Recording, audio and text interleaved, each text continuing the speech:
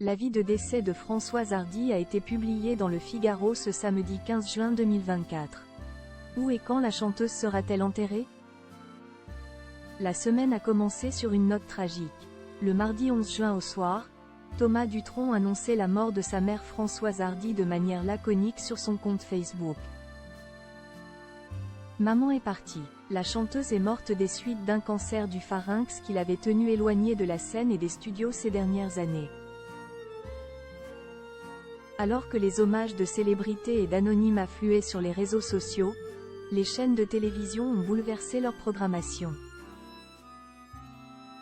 Dès mercredi, Arte a rediffusé le documentaire Françoise Hardy, La Discrète, réalisé l'an dernier.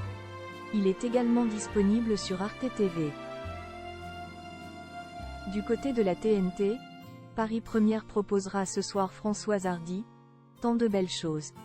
Programme qui explore la carrière et la vie privée de l'artiste, de ses débuts jusqu'à sa lutte contre le cancer. Françoise Hardy, où et quand auront lieu ses obsèques? Ce samedi 15 juin, Jacques et Thomas Dutronc ont fait paraître l'avis de décès de Françoise Hardy dans la rubrique nécrologique du Figaro. Nous nous réunions en la salle de la couple du crématorium du cimetière du Père-Lachaise, Paris, 20e, le jeudi 20 juin, à partir de 15 h. La cérémonie débutera à 15h30, y indique le père et son fils. Plusieurs artistes et musiciens ont été inhumés dans le cimetière parisien situé à l'est de la capitale. Y reposent notamment Jim Morrison, Franck Alamo, Alain Bashung, Michel Desplec, Jacques Higelin, mais aussi Anna Karina, Marie Laforêt, Michel Legrand, Yves Montand, Mouloudji, Georges Moustak, ainsi que Edith Piaf et Henri Salvador.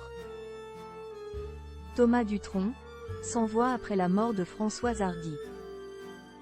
En attendant les obsèques de sa mère, Thomas Dutronc a prononcé des mots bouleversants à l'adresse de l'ex-icône yéyé lors d'un concert organisé à Neufchâtelard-de-Lot, dans le Pas-de-Calais.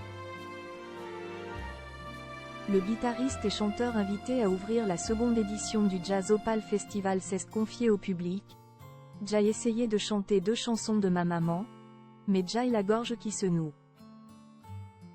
Sans voix, l'artiste orphelin de mère a laissé ses musiciens Storello Rosenberg, Ricky Gresset et Thomas Bramery interpréter l'une des plus grands succès de sa mère, L'Amitié, sorti en 1965.